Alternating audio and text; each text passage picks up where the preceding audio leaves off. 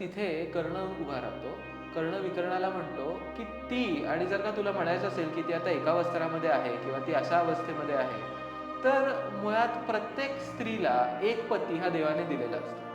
त्याच्यापेक्षा जास्त पती जर असतील तर तिचं चारित्र्य तसंही खराबच आहे. आणि या बाईला तर 5-5 पती आहेत. खूप मजा येते, सगळं छान चाललंय, आपण आता जिंकतोय. आणि या प्रसंगात आता द्रौपदीला इकडे सभेमध्ये बोलवा असं दुर्योधन म्हणतो. मग सगळं दुःशासन तिला घेऊन येतो. आधी एक सेवक जातो प्रतिगामी. त्यावेळेला तो द्रौपदी त्याला म्हणते की मी एक वस्त्रामध्ये, म्हणजे मी माझे आता पिरियड सुरू आहे, मी अशी ही सभेमध्ये मी अशी या रूमच्या बाहेर पण जात नाही. आणि या सगळ्या सभेमध्ये तू एका अशा स्त्रीला घेऊन चाललाय. तू एक काम कर, तू जा आणि तिथे या सभेला विचार की आधी मी हरले होते का आधी युधिष्ठिर हरला होता स्वतः. कारण जर का युधिष्ठिर स्वतःला हरला तर त्याच्यावर माझ्यावरचा त्याचा हक्क निघून जाणार, तो मला पणावर लावू शकणार नाही. तर आधी कोण हरलं होतं हे तू विचारून ये. तो प्रतिगामी जातो आणि तो हे म्हणतो, तो दुर्योधन त्याला म्हणतो, हा असला काहीतरी तू प्रश्न विचारू नको, दुःशासन तू जा आणि तिला ओढत घेऊन ये. मग दुःशासन तिथे जातो. द्रौपदी दुःशासनाला हाच प्रश्न विचारते, पण दुःशासनाला काही ऐकायचं नसतं. तो तिला ओढत त्याच अवस्थेमध्ये या अख्ख्या सभेच्या समोर जाऊन. तर आता एक महत्वाचा प्रश्न असा की या सगळ्या प्रसंगामध्ये भीष्म, विदुर, द्रोण हे सगळे शांत का होते? कारण त्या सगळ्यांना वाटत होतं किंवा त्या सगळ्यांना माहिती होतं की आजपर्यंत जो धर्म चालत आलेला आहे त्या लूप होल काढून दुर्योधनाने हा गेम ठेवलेला होता. त्यावेळेच्या धर्माप्रमाणे या गेममध्ये एकही गोष्ट चुकलेली नाही. त्याला कर्णावर बोलायचं म्हणून या सगळ्या प्लॅनिंगमध्ये कोण कोण इन्व्हॉल्ड होतं असं व्यासांनी सांगितलंय. तर सुबलपुत्र म्हणजे शकुनी, दुर्योधन, दुःशासन आणि कर्ण हे चौघांनी मिळून हा प्लॅन केला होता. कुठेही त्याच्यामध्ये हा अधर्म आहे किंवा त्यांना कसं मारायचं हे असं कुठेही कर्णाला वाटलं नाही. मुळात आतापर्यंतच्या कुठल्याच प्रसंगात ज्या वेळेला त्यांना मारण्याचा, लपून छपून मारण्याचा प्रयत्न केला गेला तेव्हा त्याला कधीही असं काही त्याच्या म्हणजे मॉरॅलिटी त्याची कधीही मध्ये आलेली नव्हती. तर व्यासांनी स्टेट आपल्याला सांगितलं की त्याचाही त्याच्यात इक्वल हात होता.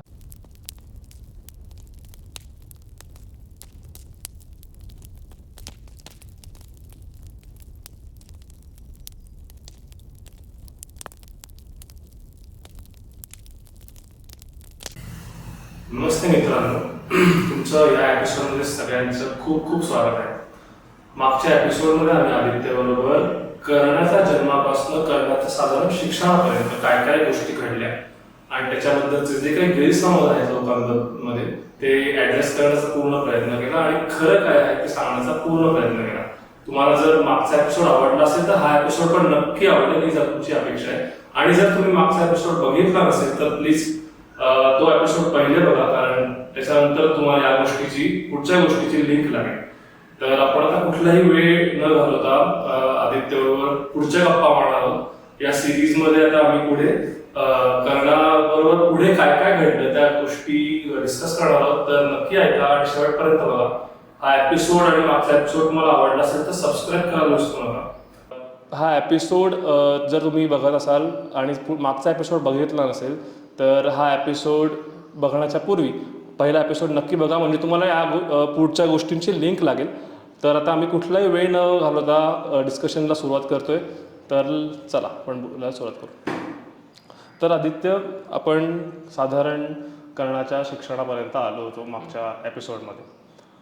पुढची सगळ्यात मोठी जी घडामोड म्हणजे महाभारतातली घडली ती म्हणजे लाक्षागृह. तर लाक्षागृहामध्ये पांडवांना पाठवण्याचा जो निर्णय होता त्यात कर्णाचा काय रोल होता किंवा त्याने पाठिंबा दिला का विरोध केला? लाक्षागृहाचा प्रसंग सुरू होण्याच्या आधी सुद्धा अनेक वेगवेगळ्या गोष्टी या कौरवांनी केलेल्या आहेत ज्याच्याने पांडवांना त्रास झालेला आहे. म्हणजे हा पहिला असा प्रसंग नव्हता ज्या प्रसंगामध्ये त्यांना संपवण्याचा प्रयत्न झाला. आधी सुद्धा भीमाला एकदा विष देऊन मारण्याचा प्रयत्न केला आणि त्याच्यानंतर सुद्धा अनेक असे वेगवेगळे प्रसंग घडले की ज्या प्रसंगांमध्ये त्यांचा कुठेतरी जीव धोक्यात येईल. आणि हे पांडवांनाही लक्षात आलेलं होतं, पण विदुरांनी सांगून आणि ते सगळं डिस्कस करून कुठलीही गोष्ट वर येऊन दिलेली नाही हे पण व्यास आपल्याला सांगतात. कारण ते राज्य एकत्र राहणं खूप गरजेचं होतं. पण लाक्षागृहाचा प्रसंग थोडा अजूनच डेंजरस असा आपण म्हणू शकू. कारण त्या प्रसंगामध्ये काय झालं होतं की आधी दुर्योधन म्हणजे आता ज्या वेळेला त्यांचं शिक्षण पूर्ण झालंय सगळ्यांचं आणि युधिष्ठिर आणि पांडवांची कीर्ती ही वाढायला लागलेली आहे. आणि ती इतकी आता या टोकाला गेली आहे की अनेक प्रांत जे आधी पंडूनी जिंकून आणलेले होते ते प्रांत आता यांनी परत जिंकून आणलेले आहेत. अनेक वेगवेगळे नवीन प्रांत हे त्या राज्याला जोडलेले आहेत. सगळी प्रजा ही युधिष्ठिराच्या नावाने जय जयकार करते, पांडवांच्या नावाने जय जयकार करते. आणि आता या प्रसंगामध्ये कुठेतरी दुर्योधनाला वाईट वाटायला सुरुवात झाली आहे, धृतराष्ट्राला वाईट वाटायला सुरुवात झालेली आहे. कारण युधिष्ठिर हा मुळात युवराज आणि तो पुढचा राजा हा होणार हे नक्कीच होतं. आणि मग हे राज्य आता पुढे जाऊन पांडवांकडे जाणार आणि आपली कुठेतरी पिढी ही संपवून जाणार असं धृतराष्ट्राला वाटत होतं. त्याने त्यावेळेला कणिक नावाचा त्याचा एक मंत्री आहे, त्याच्याबरोबर काही संवाद साधला. तर त्यांनी इतक्या इंटरेस्टिंग गोष्टी या कॉन्व्हर्सेशनमधून बाहेर पडतात धृतराष्ट्राला सांगितल्या, अनेक एक्झाम्पल्स देऊन की शत्रूला कसं संपवायचं, किंवा आर्ट ऑफ वॉर हे जे सुन त्सूचं जे पुस्तक आहे, तर त्याच्यातले आपल्याला लक्षात येतं की अनेक प्रिन्सिपल्स हे महाभारतामध्ये सुद्धा बघायला मिळतात. किंवा मुळात इकडनंच ते ज्ञान तिथे गेलं असावं का काय, असे आपल्याला कुठेतरी असं कुठेतरी वाटायला लागतं. तर ती कणिकाने ती जी नीती दिली की कसं संपवायचं, तर ते धृतराष्ट्राच्या मनात होतंच. पण त्याचबरोबर दुर्योधनही समोर येऊन उभा राहिला आणि धृतराष्ट्राला म्हणाला की ह्यांना संपवणं अत्यंत गरजेचं आहे, नाहीतर मग ते आपल्या वरचढ व्हायला लागलेले आहेत. धृतराष्ट्राला मान्य होतं, पण मात्र हे कसं करणार किंवा लोकांना कसं पटणार, किंवा भीष्म आणि द्रोण आणि विदुर आणि हे सगळ्यासारखे लोक ज्यावेळेला समोर उभे राहतील धृतराष्ट्र काही खूप बोलू शकणार नाही. म्हणून मग त्याने त्या सप्रेस केलं. पण मात्र दुर्योधनाने त्याला सांगितलं, तुम्हाला फार काही करायचं नाहीये, आम्ही वारणावर्त नावाचा एक छोटं गाव आहे, हस्तिनापुराचा शेजारी प्रांत आहे, तर त्या प्रांतामध्ये आम्ही एक महान असा महाल हा कन्स्ट्रक्ट करतोय. तर तो कशाने बनलाय, तर लाखेने बनलाय किंवा अशा मटेरियल्सनी बनलाय ज्याला आत्ता आग लागली की लगेच जळेल. तर अशा मटेरियल्सनी तो सगळा बनलेला आहे. तर त्या तिकडे आपल्याला पांडवांना कसं तरी करून घेऊन जायचंय.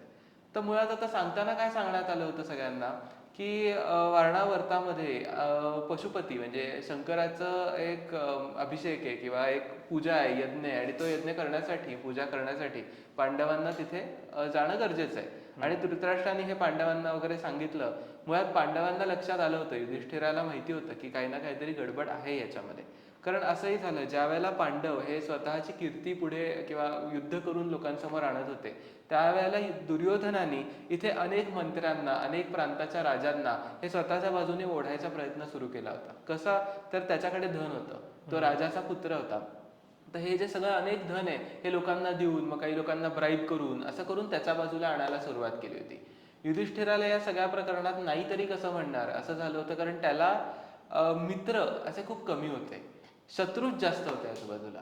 म्हणून जरी त्याला माहिती होतं तरी सुद्धा तो त्या वारणावर्तामध्ये जायला निघाला. आणि जाताना मात्र इकडे खूप इंटरेस्टिंग गोष्ट होते की विदुर हा युधिष्ठिराशी येऊन म्लेच्छ भाषेमध्ये बोलला असं म्हणतात. म्हणजे अशी भाषा जी इथे आर्यवर्तामध्ये बोलली जात नाही, ती विदुराला येत होती आणि युधिष्ठिराला येत होती. आणि त्यावेळेला त्याने त्याला असे काही इंटरेस्टिंग सल्ले दिले जे त्याला पुढे खूप उपयोगी पडले. म्हणजे त्याला लक्षात आलं की म्हणजे साप बेळामध्ये गेला की त्याला मारणं इतकं अवघड नसतं वगैरे, अशा अनेक गोष्टी तिथे सांगितल्या गेल्या. आणि युधिष्ठिराने त्या सगळ्या गोष्टी लक्षात ठेवल्या. त्यालाही लक्षात आलं की नक्की काय घडतंय. ते गेले वारणावर्तामध्ये. आणि आता या सगळ्या प्लॅनिंगमध्ये आपल्याला आज कर्णावर बोलायचंय, म्हणून या सगळ्या प्लॅनिंगमध्ये कोण कोण इन्व्हॉल्ड होतं असं व्यासांनी सांगितलंय. तर सुबलपुत्र म्हणजे शकुनी, दुर्योधन, दुःशासन आणि कर्ण हे चौघांनी मिळून हा प्लॅन केला होता. कुठेही त्याच्यामध्ये हा अधर्म आहे किंवा त्यांना कसं मारायचं हे असं कुठेही कर्णाला वाटलं नाही. मुळात आतापर्यंतच्या कुठल्याच प्रसंगात ज्या वेळेला त्यांना मारण्याचा, लपून छपून मारण्याचा प्रयत्न केला गेला, तेव्हा त्याला कधीही असं काही त्याच्या म्हणजे मॉरॅलिटी त्याची कधीही मध्ये आलेली नव्हती. तर व्यासांनी स्ट्रेट आपल्याला सांगितलं की त्याचाही त्याच्यात इक्वल हात होता. आणि मग माहिती असल्याप्रमाणे मग तो लाक्षागृहाचा प्रसंग तिथे घडला. आणि त्या प्रसंगानंतर त्यांनी काय केलं, तर एका व्याध एक स्त्री होती, तर त्या स्त्री आणि तिची 5 मुलं यांना तिथे त्यांच्या जागेवरती ठेवून स्वतः खड्डा खणून हे दुसऱ्या बाजूला बाहेर पडले. आणि बाहेर पडून एक नाव किंवा बोट ही अरेंज केली होती विदुराने. त्या बोटमध्ये बसून हे तिकडनं निघून गेले. तर आता इथे एक प्रश्न असा पडतो की हे परत हस्तिनापुरात का आले नाहीत बरं, तर त्याचं उत्तर हेच आहे की त्यांना आता मित्र राहिलेले नाहीयेत. ते जरी परत आले तरी सुद्धा त्यांच्यावरती हा कायम वारंवार हा प्रयत्न होणार. आणि म्हणून ते पांचाल देशाकडे जायला निघाले. जर का त्यांना मित्र असते किंवा आता त्यांना गरज कसली होती तर त्यांच्याबरोबर उभं राहणाऱ्या शक्तीची गरज होती. तर असं करून हे पांचाल देशात गेले आणि हा लाक्षागृहाचा प्रसंग असा पार पडला. म्हणजे असं म्हणजे आपण जे म्हणतो की कर्ण विरोध करू शकला असता किंवा त्याला माहिती होतं की या सगळ्या गोष्टी चुकीच्या आहेत, पण तरी त्याने सपोर्ट करत गेला आणि सगळ्यात चुकीच्या गोष्टीच त्याने घेतल्या. म्हणजे त्याचे सगळे जे डिसिजन्स आहेत ते काही कारणाने चुकलेच आहेत. म्हणजे तरी जरी त्याला असं वाटलं की मी मित्रता किंवा सगळी सांभाळतोय, तरीही ते धर्माच्या दृष्टीने चुकीचे होते. बरोबर. आता आपण म्हणलो की पांडव तिकडनं सुखरूप बाहेर पडले, पण त्यांना पुन्हा येण्याचा काही मार्ग नव्हता, कारण त्यांचे मित्र कोणी उरले नव्हते. त्यांना विश्वास नव्हता की आता कोण आपलं आहे आणि कोण शत्रू आहे. अगदी बरोबर. पुढे जी सगळ्यात मोठी गोष्ट घडली ती म्हणजे द्रौपदीचं स्वयंवर. तर तिथे काय गोष्टी घडल्या, कारण त्या एकंदरीतच सगळ्या गोष्टींबद्दल खूपच गैरसमज लोकांमध्ये आहेत. तर इथे कर्णाचा काय रोल होता तो सांगतो. म्हणजे आपल्याला अजून खूप डीप महाभारतात गेलं तर खूप वेळ लागेल, पण मात्र ज्यावेळेला तो स्वयंवर रचण्यात आला त्यावेळेला अनेक राजांना बोलवलं गेलं. त्या राजांमध्ये कर्ण सुद्धा होता, कारण कर्ण अंगाचा राजा होता, अंग देशाचा राजा होता. तो सुद्धा आला. दुर्योधन, दुःशासन, शल्य आला होता तिकडे. अनेक वेगवेगळे आर्यवर्ताचे राजे तिथे उपस्थित होते आणि असा पण ठेवलेला होता की या धनुष्याने हा धनुष्य उचलायचा आणि त्या धनुष्याला प्रत्यंचा चढवून तो एक मासा असा गोल वरती फिरतोय, तर त्याच्या डोळ्यामध्ये तुम्हाला तो डोळा भेदायचा त्याचा. तर हा पण रचलेला होता. आणि आता ह्या वेळेला अनेक राजांनी प्रयत्न केला, पण बऱ्याच लोकांना जमलं नाही. पण मात्र इकडे अशी एक गोष्ट घडली की कर्ण समोर आला. कर्णाने तो धनुष्य उचलला आणि त्याला त्यांनी प्रत्यंचा सुद्धा चढवली, बाणही लावला. पण मात्र ज्या वेळेला तो तिथे घेऊन उभा आहे त्यावेळेला द्रौपदी म्हणाली की मला सुताच्या पुत्राशी विवाह करायचा नाहीये. ओके. तर आता इथे अनेक लोक म्हणतात की किती मोठा अन्याय हा कर्णावर झाला, किंवा तो काय म्हणता येईल, तो इक्विप नव्हता का, तो केपेबल नव्हता का, मग असं करून त्याच्या जाती धर्मावरनं त्याला कोणीतरी काहीतरी बोललं. तर मुळात अपमान त्याचा झाला का, त्यांनी जर वाटून घेतलं असेल त्याचा अपमान झाला, या सगळ्या सभेमध्ये त्याला असं बोलले तर अपमान झाला असं मी म्हणेन. पण मात्र हे लक्षात घ्यायला पाहिजे की ते स्वयंवर होतं आणि स्वयंवरामध्ये पुत्रीला म्हणजे जी कन्या आहे तिला जिच्याशी विवाह करायचा आहे म्हणून त्याला आपण स्वयंवर म्हणतो ना. तर ही एकच कंडिशन नसते की तुम्ही ज्या वेळेला हे भेटता त्यावेळेला लगेच द्रौपदी तुमची होत नाही. द्रौपदीची इच्छा जर असेल तर तो स्वयंवर होतो. म्हणजे she has the full right to म्हणजे काय म्हणतात, रिजेक्ट एनीबडी शी वॉन्ट्स. आणि त्यावेळेला असं आहे ना की क्षत्रिय किंवा जे राजे तिथे उपस्थित होते आणि ब्राह्मण वर्ण जो सगळा उपस्थित होता, ब्राह्मण वर्णाला क्षत्रिय म्हणजे प्रत्येकाचं जे एक रोल ऑफ सोसायटी होती, रोल होता सोसायटीमध्ये, त्यात ब्राह्मणांचा एक रोल थोडासा सुपिरियर मानला जायचा, कारण ते धर्माचं रक्षण, धर्माचं काय म्हणता येईल प्रतिपादन, हे सगळं ते करायचं. क्षत्रिय त्या सगळ्या लोकांची सेवा किंवा सेवापेक्षाही मी म्हणेन की रक्षा करायचे किंवा निर्भयांची रक्षा करायचे. आणि त्याच्या खाली यायचे ते वैश्य यायचे, पण सूत कुठेतरी वैश्य आणि क्षत्रिय यांच्यामध्ये यायचे. आणि सुतांचं काम असं होतं की मार्ग दाखवणं किंवा ऍडवायझरी जो काउन्सिल जो आपण म्हणतो तो सुतांनी केला जायचा. तर ते क्षत्रियांचाही रोल ते खूप चांगल्या पद्धतीने करायचे. पण मात्र कुठेतरी राजा आणि सूत ह्याच्यामध्ये कुठेतरी डिस्टिंग्विश केलं जायचं. आणि द्रौपदीला सुताशी लग्न नसेल करायचं तर मुळात म्हणजे त्याचा आपण खूप मोठा इश्यू की त्याचा किती मोठा अपमान झाला. तर त्यानंतर असं घडलं की ज्या वेळेला कर्ण बाहेर पडला त्यावेळेला अर्जुन तिथे ब्राह्मण वेशामध्ये होता, तर तो येऊन त्यांनी तो पण पूर्ण केला. आता तो ज्या वेळेला पण पूर्ण केला त्यावेळेला द्रुपदाने सांगितलं की माझी इच्छा आहे की द्रौपदीचा विवाह या ब्राह्मण कुमाराशी व्हावा. आणि हे ऐकल्यावर सगळे क्षत्रिय तिकडचे चिडले आणि प्रत्येक जण म्हणायला लागला की ह्या स्त्रीला आपण आता घेऊया आणि आगेमध्ये ढकलून देऊया. का? कारण आमच्याशी विवाह केला नाही किंवा आमच्यापैकी कोणीही तो विवाह करायला तितकं केपेबल नाही, तर एखाद्या ब्राह्मणाशी कसा काय तुम्ही विवाह करता. आणि सगळेजण द्रुपदाच्या विरुद्ध गेले, द्रौपदीवरती हात उचलून ते सगळे आले. त्यावेळेला भीम आणि अर्जुन हे दोघंच तिथे होते आणि त्या सगळ्यांनी या प्रत्येक माणसाला, म्हणजे आता प्रत्येकापेक्षा ते काय प्रत्येकाशी युद्ध करायला गेले नाहीत, पण एक रिप्रेझेंटेटिव्ह अर्जुनाशी युद्ध करत होता तो म्हणजे कर्ण, आणि एक शल्याशी युद्ध करत होता, आपलं भीमाशी युद्ध करत होता तो म्हणजे शल्य. शल्य म्हणजे मद्रराज शल्य, जो आपल्या नकुल आणि सहदेवाचा मामा आहे. तर तो खूप बलशाली असा सांगितला जायचा. तर कर्ण आणि अर्जुनाचं ज्यावेळेला युद्ध चाललं होतं, त्यावेळेला अर्जुनाने इतक्या वेळेला प्रहार केले त्याच्यावर की कर्ण शेवटी त्याला म्हणाला, तू साक्षात इंद्र आहेस, किंवा तू साक्षात अर्जुन आहेस, किंवा तू धनुर्वेद आहेस, किंवा तू परशुराम आहेस, यांच्या व्यतिरिक्त माझ्याशी कोणीही युद्ध करू शकत नाही, किंवा विष्णू आहेस. तर यावर अर्जुन म्हणाला, मी साधा ब्राह्मण आहे आणि ब्राह्मण तेजामुळे मी हे युद्ध तुझ्याशी करू शकतोय. तर असं म्हणून कर्ण युद्ध करायचा प्रयत्न केला, पण त्याला जमलं नाही, म्हणून तो तिकडनं निघून गेला, किंवा तो हारला. त्यांनी मान्य केलं की मी हरतो असं म्हणून तो हरून तिकडनं निघून गेला. तसंच भीमाने सुद्धा शल्याला हरवलं. आणि हे इतके दोघं जण बलशाली युद्ध ज्या वेळेला हरताना दिसतात, त्यावेळेला सगळे क्षत्रिय म्हणाले, नाही हे खरंच असतील महान, आम्हाला आता पुढे युद्ध करायचं नाही, आम्ही निघून जातो. तर ते खूप महत्वाचं तिथे तो पार्ट होता. आणि तिकडे आपल्याला लक्षात येतं की अर्जुनाने तिथे कर्णाला कवच कुंडल असताना हरवलेलं. आत्ता आपण ज्या गोष्टी गप्पा मारल्या, म्हणजे स्वयंवराबद्दल ज्या गैरसमज आहेत लोकांमध्ये, त्या आपण आता ऍड्रेस करण्याचा प्रयत्न केला की स्वयंवर म्हणजे एकदा तो पण पूर्ण केला म्हणजे तिला लग्न करावंच लागेल असं काही नाहीये. तिच्याकडे तरी एक ऑप्शन आहे की नाही म्हणण्याचा. बरोबर. आणि दुसरी गोष्ट की अर्जुन आणि कर्ण याच्यामध्ये आपण दरवेळी कम्पॅरिझन करत असतो, पण या युद्धामुळे किंवा या प्रसंगामुळे आपल्याला कळतं की अर्जुन हाही कर्णापेक्षाही जास्त शूरवीर किंवा उत्तम धनुर्धर होता. तर आता आपण महाभारतामधल्या फक्त कर्णाच्या रिलेटेड गोष्टींबद्दल डिस्कस करतोय, नाहीतर अनेक गोष्टी घडल्या आहेत. त्यामुळे आता मी थोडंसं पुढे जातो की ह्याच्यानंतरची जी कर्णाबरोबर जी मुख्य गोष्ट घडली ती म्हणजे द्यूतसभा. तर त्या आजूबाजूच्या ज्या गोष्टी घडल्या ज्यात कर्ण इन्व्हॉल्व्ह होतात, त्या प्लीज तू सांग की कसं घडलं आणि नक्की त्यात कर्णाचा काय रोल होता. आता इथे आपल्याला अजून एक कर्णाचं डिसिजन दिसतं. ते म्हणजे की ज्या वेळेला हे द्रौपदी स्वयंवर पूर्ण होतं आणि सगळ्यांच्या लक्षात येतं की हे भीम आणि अर्जुनच होते. भीम आणि अर्जुन हे गेलेले नाही आहेत किंवा पांडव हे संपलेले नाही आहेत, तर ते आहेत. आणि आता त्यांच्या मागे, आता ही महत्वाची गोष्ट आहे, त्यांच्या मागे आता द्रुपदाची पांचाल देशाची सेना ही त्यांच्या मागे आता उभी आहे. त्याचबरोबरीने कृष्ण आणि अर्जुनाची पहिली जी भेट होते ती ह्याच प्रसंगात होते. स्वयंवराच्या नंतर कृष्ण जाऊन त्यांना भेटतो आणि त्यावेळेला कृष्णाचे सगळं जे सैन्य असतं, यादव सेना जी असते, नारायणी सेना जी असते, ती पण आता पांडवांच्या बरोबर आहे हे लक्षात आलेलं असतं. आणि हे ज्या वेळेला हस्तिनापुरात लक्षात येतं त्यावेळेला तिकडे सुरू होते यांची परत बडबड दुर्योधनाची, कर्णाची, की आता ह्यांना संपवलंच पाहिजे, हेच केलं पाहिजे, तेच केलं पाहिजे. कर्ण म्हणतो की काही दिवसानंतर ह्यांना संपवणं खूप अवघड जाणार आहे, कारण यदुवंशातनं त्यांचं सैन्य परत येणार आहे.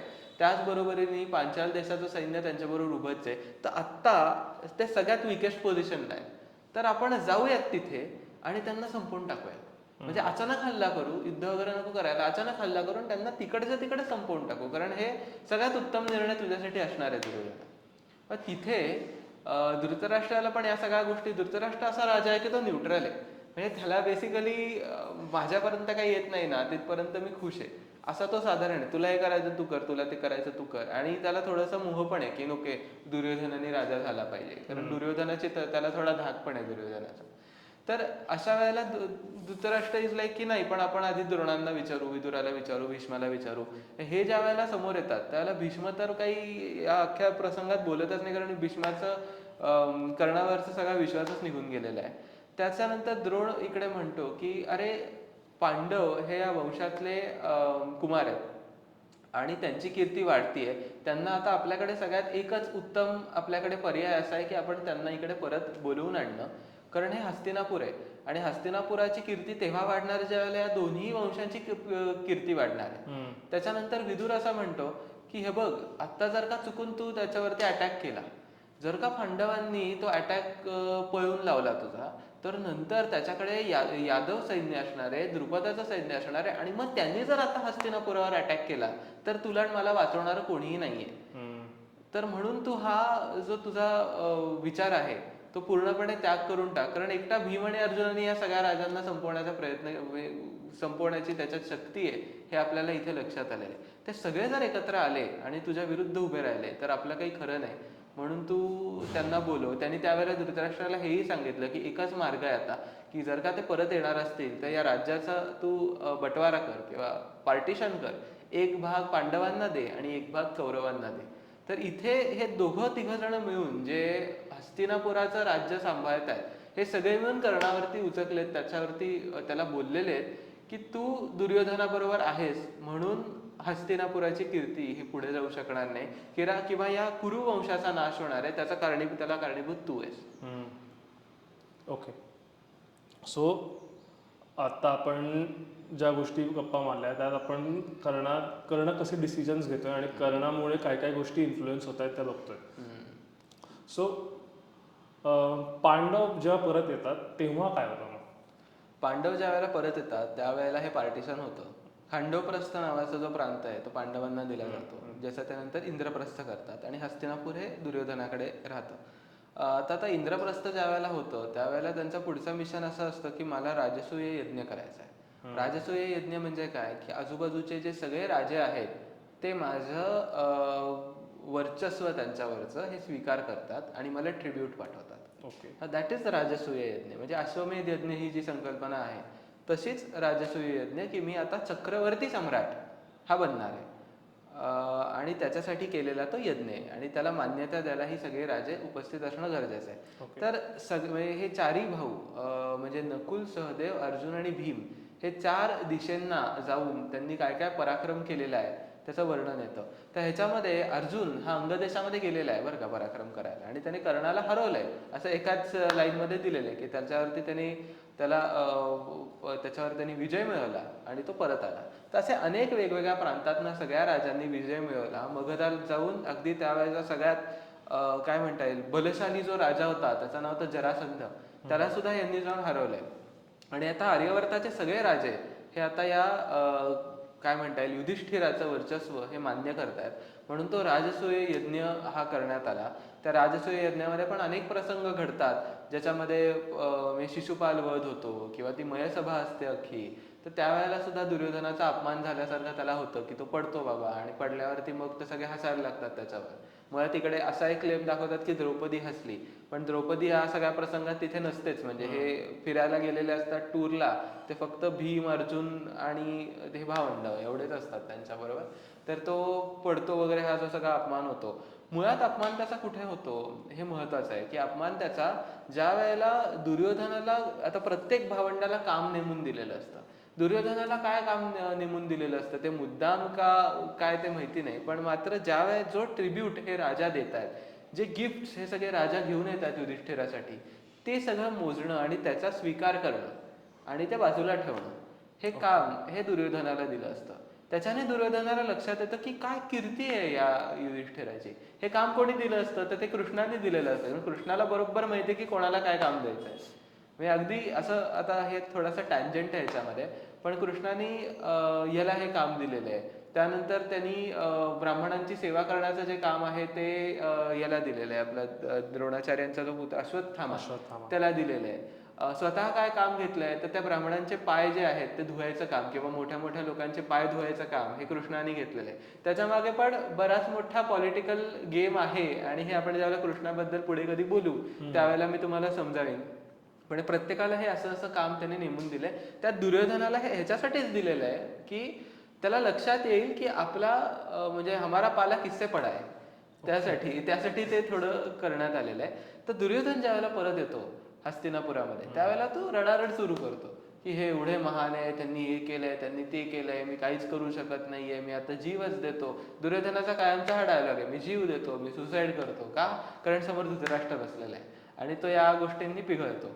तर त्यावेळेला इथे एक शकुनी म्हणतो की तू अजिबात काळजी करू नकोस, आपण त्यांना आता बळाने हरवू शकत नाही, पण आपण छल वापरून त्यांना हरवूयात. किंवा छलपेक्षा पण मी इथे म्हणेन की ही जी अख्खी द्यूतसभा पुढे रचण्यात आली ती चुकीची होती, पण मात्र कुठेतरी ते आपल्याला दाखवण्यात येतं की त्याच्या वडिलांची हाडं होती आणि त्या हाडांनी ते फासे बनवले होते आणि तो जे आकडा म्हणायचा ते आकडे ते यायचे आणि तो अधर्म झालेला आहे. तर तसं द्यूतसभा ही अधर्माची जरी सभा किंवा त्याच्यामध्ये गोष्टी ज्या घडल्या त्या अधर्माच्या जरी घडल्या असतील तरी ही फिक्शनल गोष्ट ही फिक्शनलच हे लक्षात घ्यायला पाहिजे.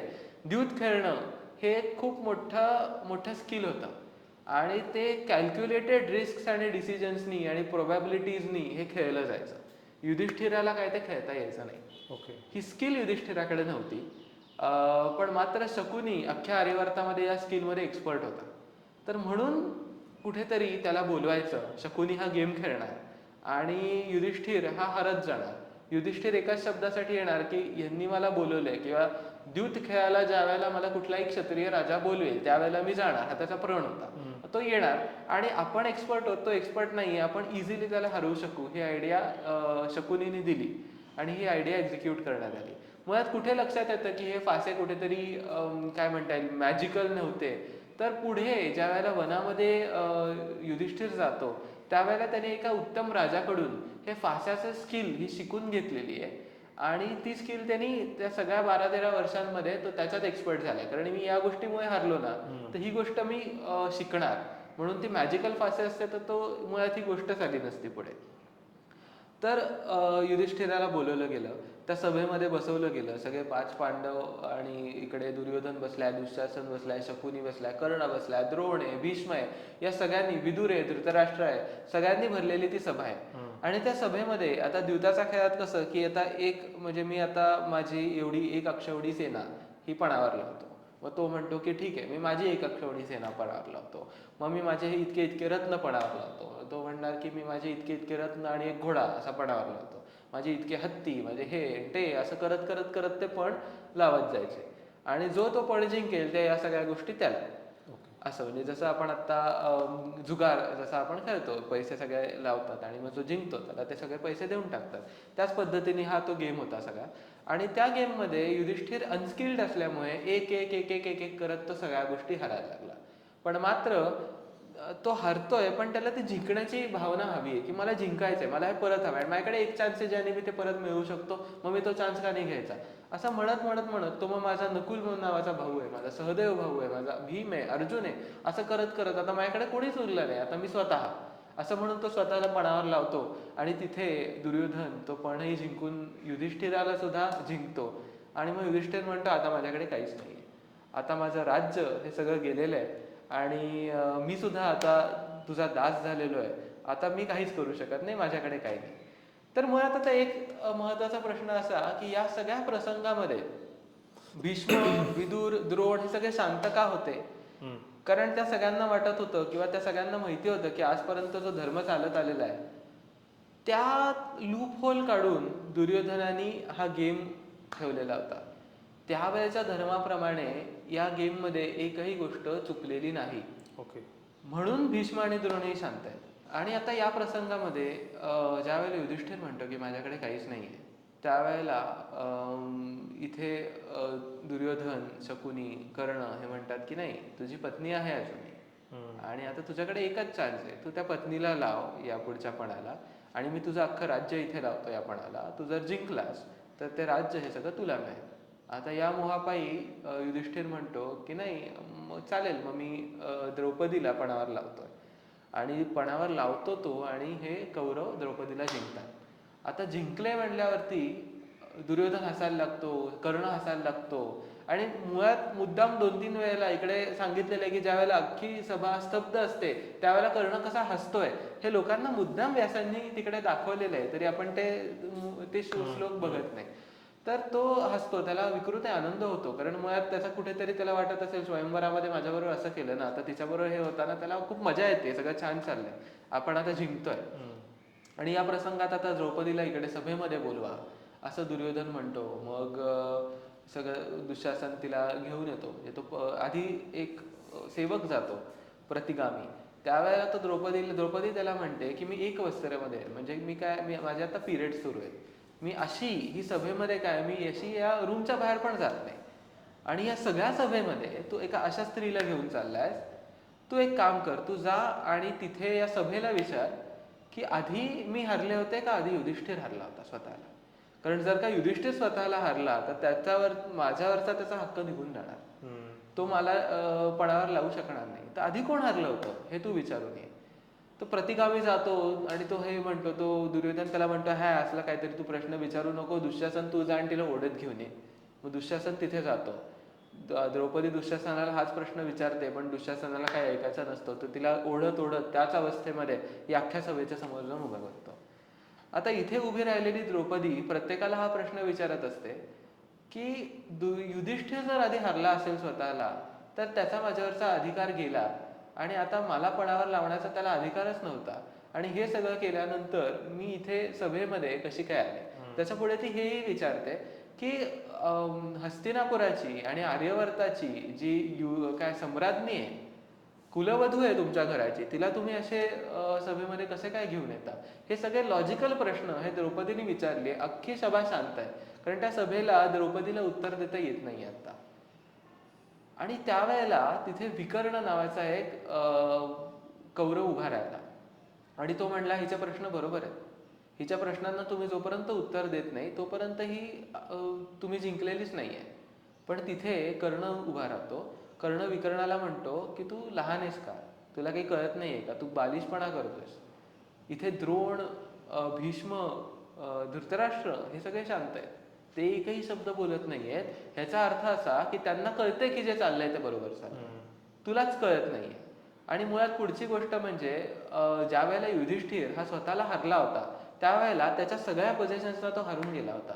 आणि त्याच्यात एक पोझिशन त्याचं म्हणजे त्याची पत्नी द्रौपदी, तिला सुद्धा तो हरलेलाच होता. त्यासाठी तिला वेगळा पण लावायची गरज नव्हती. आणि हा पण लावला हे आपला मोठेपणा आहे की आपण तो त्यांना पण लावून दिला. पण आता तोही हरलेला आहे, तर ही द्रौपदी आपली दासीच झालेली आहे. तर त्याच्या पुढे त्याला हेही म्हणतो की ती, आणि जर का तुला म्हणायचं असेल की ती आता एका वस्त्रामध्ये आहे किंवा ती अशा अवस्थेमध्ये आहे, तर मुळात प्रत्येक स्त्रीला एक पती हा देवाने दिलेला असतो. त्याच्यापेक्षा जास्त पती जर असतील तर तिचं चारित्र्य तसंही खराबच आहे. आणि या बाईला तर 5-5 पती आहेत. ही बाई आणि वेश्या ह्याच्यामध्ये काही फरकच नाहीये. अशा बाईच्या देहावरती कपडे आहेत काय आणि नाही आहेत काय ह्याने काय फरक पडतो. मुळात मी तर म्हणेन, आणि म्हणून इथे महत्वाची गोष्ट, कर्णाने आदेश दिलेला आहे दुःशासनाला. दुर्योधनाने, शकुनीने, कोणीही नाही, कर्णाच्या डोक्यात ही कल्पना आली आणि कर्णाने आदेश दिलेला आहे की या स्त्रीच्या अंगावर कपडे आहेत का नाही याच्याने काही फरक पडत नाही, तर दुःशासना या पांडवांच्या आणि या द्रौपदीच्या अंगावरचे वस्त्र हे काढून टाका. पांडवांनी त्यांच्या अंगावरचे वस्त्र काढलेले आहेत, म्हणजे वरचा जो भाग आहे तो काढलेला आहे, पण मात्र द्रौपदीचे वस्त्र हे ओढण्यासाठी तिथे दुःशासन गेला. आणि दुःशासन जाताना तरी सुद्धा द्रौपदी तिथे ओरडून ओरडून सगळ्यांना विचारतीये, ती भीष्माला विचारते. तर तिकडे भीष्म तिला म्हणतायत की हे बघ, धर्म हा तो ठरवतो जो जिंकलेला, किंवा काय म्हणता येईल, जो पॉवरफुल असतो. म्हणजे धर्माची व्याख्या तर ही झालेली होती. कृष्णाने नेमकं महाभारतात काय केलं तर ही व्याख्या त्यांनी बदलली. तर धर्म तो ठरवतो जो पॉवरफुल झालेला असतो, आणि तुझा जो पती आहे तो तर सम्राट आहे, तू त्याला विचार की काय चुकतंय का. आणि ती ज्या वेळेला युधिष्ठिराकडे बघते, युधिष्ठिर शांत आहे, कारण त्याला कळते काही चुकतच नाहीये, कारण आतापर्यंत जो धर्म फॉलो करतोय त्याच्यामध्ये हे सगळं बसतंय. अशा पद्धतीने ते कौरवांनी मांडलेलं आहे. पण इथे कुठेतरी हा धर्म हा बदलला, आणि त्याच्यातही कर्ण दरवेळेला द्रौपदीला हसतोय, द्रौपदीला म्हणतोय की तुझी जागा इकडे नाहीये, तुझी जागा आता दुर्योधनाच्या बेडरूम मध्ये आहे, तुझी जागा आता या सगळ्या कौरवांच्या बेडरूम मध्ये आहे, त्यांची सेवा कर. अशा पद्धतीच्या वाईट वाईट गोष्टी या कर्णाने तिथे द्रौपदीला बोलल्या आहेत. आणि मुळात या अख्ख्या प्रसंगात कर्णानेच सगळ्यात जास्त गोष्टी बोललेल्या आहेत, कर्णानेच सगळ्यात जास्त अपमान हे द्रौपदीचे या केलेले आहेत, आणि अशा लेवलचे अपमान केलेले आहेत. तर ही ती सगळी द्यूतसभा होते. आणि त्या द्यूतसभेनंतर असं ठरतं, आता इथे द्यूतसभेमध्ये पण द्रौपदीच यांना सगळ्यांना काय म्हणता येईल मागून घेते, कारण धृतराष्ट्र घाबरलेला असतो. मग इथे पुढे जो कृष्णाचा जो प्रसंग येतो, तर त्याच्यानंतर धृतराष्ट्र घाबरतो आणि त्याच्यात तो म्हणतो की बाबा ठीक आहे, तू काय हवं ते माग. मग ती 2 वर मागते, एकामध्ये मला माझे पती मुक्त करा आणि दुसऱ्यामध्ये त्यांचे शस्त्र मुक्त करा. हे असं करून मग ते परत आम्ही सगळं जिंकून आणू. मग हे करून ती त्यांना सोडून घेते. आता सोडून घेतल्यावरती जसं आहे तसं, आधी जसं होतं तसंच आता झालेलं आहे, ते परत निघून जायला लागतात. आणि ते निघून जायला लागल्यावरती मग कर्ण आणि दुर्योधन म्हणून काय अरे हे आता इतकं आता आपल्या हातात आलेल्या सगळ्या गोष्टी आता जाऊन दिल्यात आपण, आता ते परत जाणार, ते गेल्यावरती त्यांना हा अपमान आठवणार, मग हे अख्खं सैन्य घेऊन आपल्या अंगावर येणार, आपण संपलोय आता. मग आता हे करून धृतराष्ट्राला एक गोष्ट करावी लागते तिथे, ती म्हणजे त्यांना परत बोलवा, त्यांना परत बोलवा आणि परत एक द्यूताचा गेम खेळा. आणि मग पाठवतात कोणाला, तर विदुराला पाठवतात त्यांना परत बोलवायला. आणि काय सांगतात तिथे की तू तुझ्या पत्नीच्या त्या वरापायी तू निघून चाललायस, तुझ्या काही कर्तृत्व नाही ह्याच्यामध्ये, तर आता असं काम कर की तू परत ये आणि तुझ्या कर्तृत्वाने तू हे सगळं परत हक्काने जिंक. तर एक डाव परत माझ्याबरोबर द्यूताचा खेळ असं दुर्योधन म्हणतो. त्या डावाला तो बसतो, पण मात्र तो ते हरून जातो. आणि मग आता काय ठरलेलं असतं की 12 वर्षाचा वनवास हा पांडवांना आणि 1 वर्षाचा अज्ञातवास. अज्ञातवास म्हणजे जर का त्या 1 वर्षामध्ये कौरव सगळीकडे शोधायचा प्रयत्न करणार, पांडव जर सापडले तर परत 12 वर्षाचा वनवास आणि 1 वर्षाचा अज्ञातवास हा त्यांना भोगावा लागणार. हे असं करून हे आता वनामध्ये राहायला निघाले. ओके. यात मे बी आपण या एपिसोडमध्ये हा तो विषय नाही आहे, पण एक विचार असं वाटतं की कृष्ण भगवद्गीतेच्या 14व्या श्लोकात सांगतो की मी भगवंत आहे. आणि तो अर्जुनाला सांगत असतो. अर्जुनच विचारतो की तुम्ही कोण आहात सांगा मला. तेव्हा तो सांगतो की मीच जीव देणार आहे, मीच जीव काढून घेणार आहे. तर जर कृष्णाला कृष्ण भगवंत आहेत, तर त्याला हे माहिती होतं का की ही द्यूतसभा अशी घडणार आहे का? म्हणजे त्याने दुर्लक्ष केलं का? तसं घडणं अपेक्षित होतं पुढच्या गोष्टींसाठी. म्हणजे त्याच्यात कृष्ण का थांबला?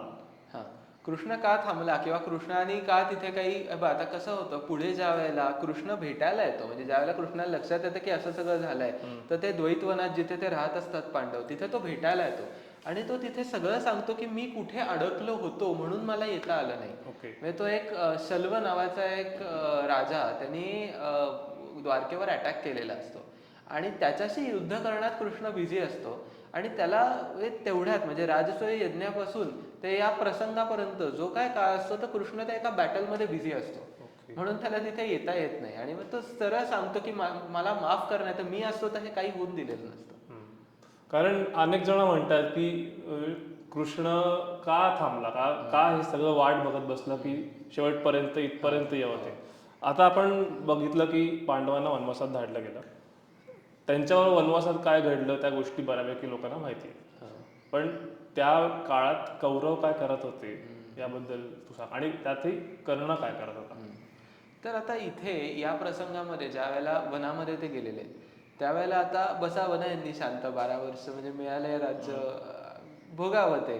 तर नाही, तर आता कुठेतरी त्यांच्या मनात असं आहे की आता आपल्याला त्यांना म्हणजे खाली काय म्हणता येईल, आपल्याला त्यांना खाली पाडायचं आहे किंवा अजून त्यांचा इन्सल्ट करायचा आहे, अपमान करायचा आहे, युधिष्ठिराला दाखवायचं किती मोठी तुझी चूक झाली वगैरे.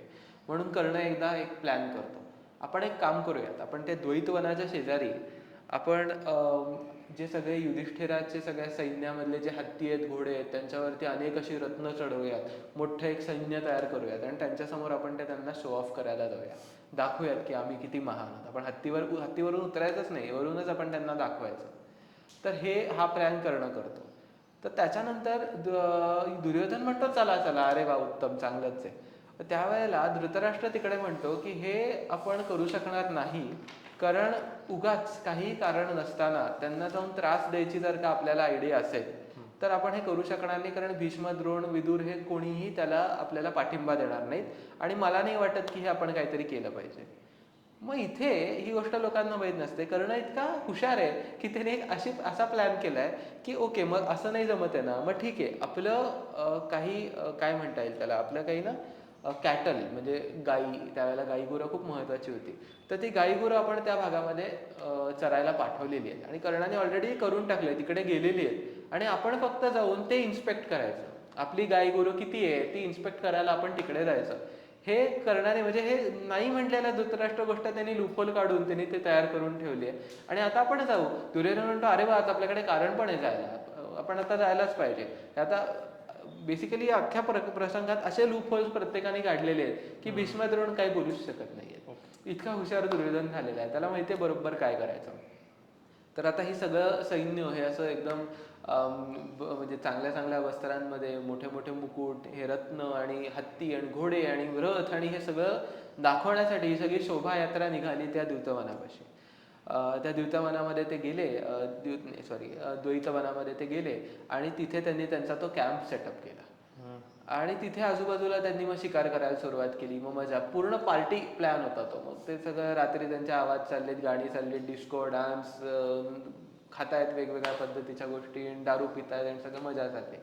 आता त्यावेळेला असं झालं की त्याच भागामध्ये एक गंधर्वांचा ग्रुप पण आला होता. तो का आला होता, तर तो पण पार्टी करायला आला होता आणि त्या ग्रुपमध्ये असं लक्षात आलं की हे इकडे आजूबाजूला आले आणि हे आवाज करतायत.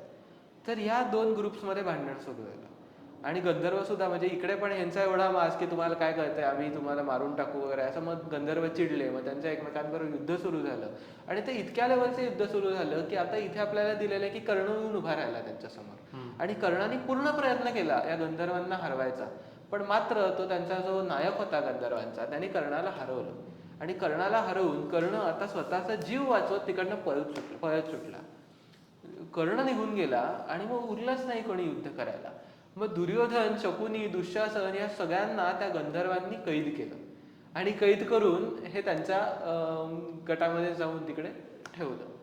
आता ही बातमी पसरत पसरत युधिष्ठिराकडे गेली, जो तिथेच राहतो, म्हणजे मुद्दाम त्यालाच त्रास द्यायला आलेत बरं काय. तर हा युधिष्ठिराला लक्षात आलं. युधिष्ठिर म्हणतो की आता इथे अर्जुन आणि भीम सुद्धा होते. तर अर्जुन आणि भीम युधिष्ठिराला म्हटलं, अरे वा किती छान, आपलं कामच झालं, म्हणजे हेच करणं गरजेचं होतं. म्हणजे त्यांना एकतर त्यांचा एवढा मोठा अपमानही झाला आणि त्यांना पकडून ठेवलेलं आहे गंधर्वांनी, आपण तर जाऊन गंधर्वांचा सत्कार केला पाहिजे.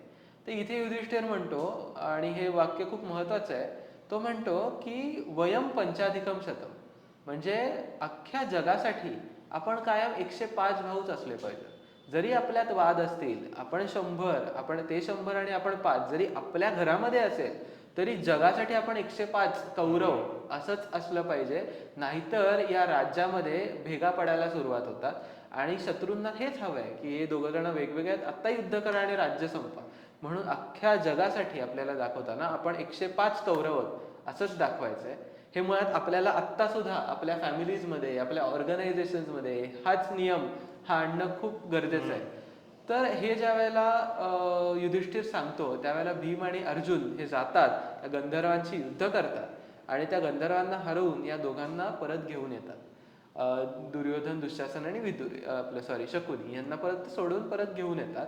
आणि आता इथे युधिष्ठिराचे दुर्योधन पाया वगैरे पडतो की तुमच्यामुळे मी वाचलो वगैरे, तर माफ करा, मी असं काहीतरी करायचा प्रयत्न केला. आणि परत दुर्योधन हस्तिनापुरात जातो.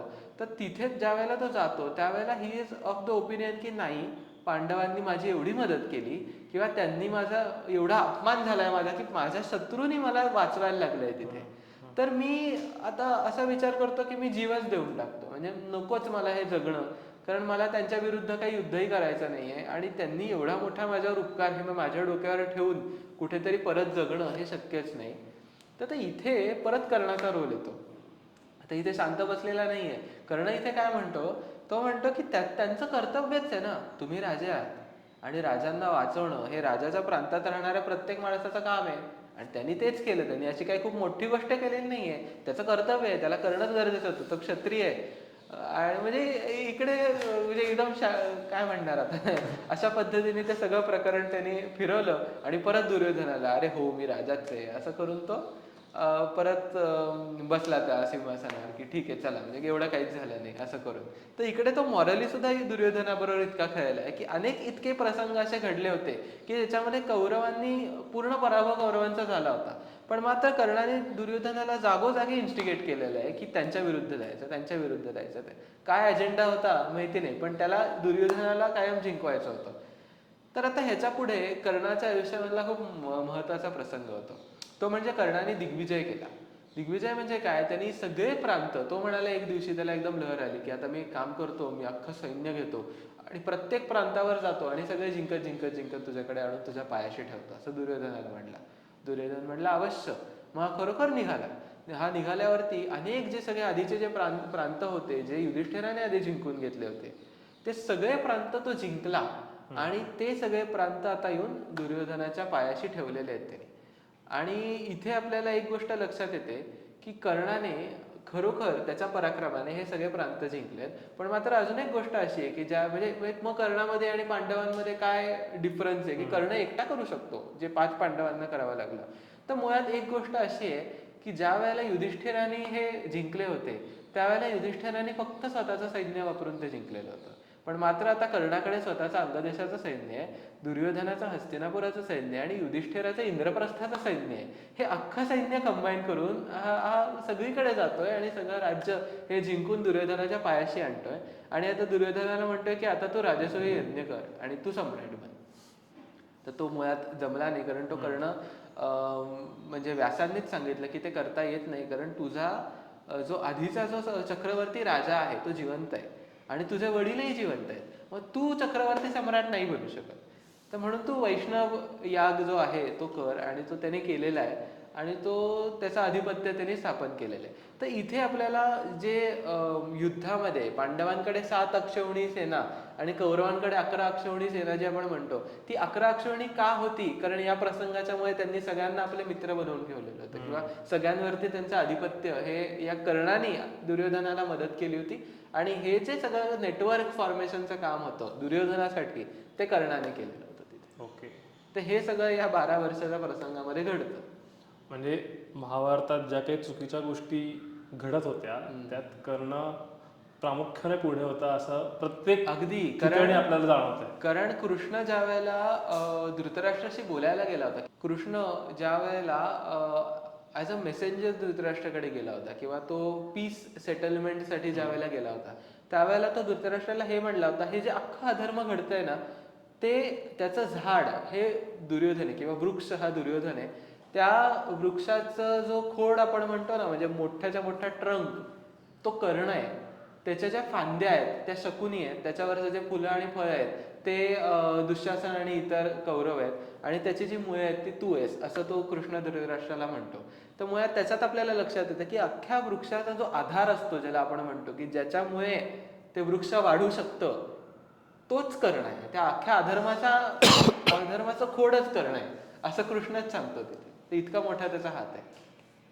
आत्तापर्यंत ज्या गोष्टी मी वाचल्या, ज्या गोष्टी मी बघितल्या आहेत, त्यात असं सांगितलं जातं की द्रौपदीमुळे महाभारत घडलं. पण आत्ता आपण ज्या गप्पा मारतोय त्यातून तरी असं वाटतंय की सगळीकडे कर्णच दिसतोय मला. तर तुला काय वाटतं? कर्णामुळे महाभारत घडलं असं जर तू म्हणत असशील तर मी ते झालं असं नाही म्हणणार. कारण इतकं सोपं आहे, म्हणजे एका कुठल्या तरी पात्रावर की बाबा तुझ्यामुळे हे झालं, किंवा रामायणातही आपण म्हणतो सीतेमुळे रामायण घडलं, पण तसं नाहीये. रामायणात सुद्धा राम रावण युद्ध हे सीतेच्या जन्माच्या आधीपासून, रामाच्या जन्माच्या आधीपासून ठरलेलं होतं की राम आणि रावणाने युद्ध करायचं एकमेकांबरोबर. तसंच महाभारतात सुद्धा प्रत्येक माणसाची छोटी छोटी छोटी चूक ही अक्युम्युलेट करत करत करत ही त्या महाभारत युद्धाला कारणीभूत ठरली. एकट्या द्रौपदीला ब्लेम करणं, मुळात तिने तर वाचवण्याचाच प्रयत्न केला की युद्ध होणार नाही दोन कुटुंबामध्ये, हे वाचवण्यासाठी बाबा परत द्या आम्हाला हे, असं करण्याचा प्रयत्न केला. पण आपण ब्लेम करायला सोपं कोण आहे? तर या सगळ्या प्रसंगामध्ये द्रौपदी, या सगळ्या प्रसंगामध्ये सीता, म्हणून आपण ते ब्लेम करून मोकळे होतो. पण तसं नाहीये महाभारतात.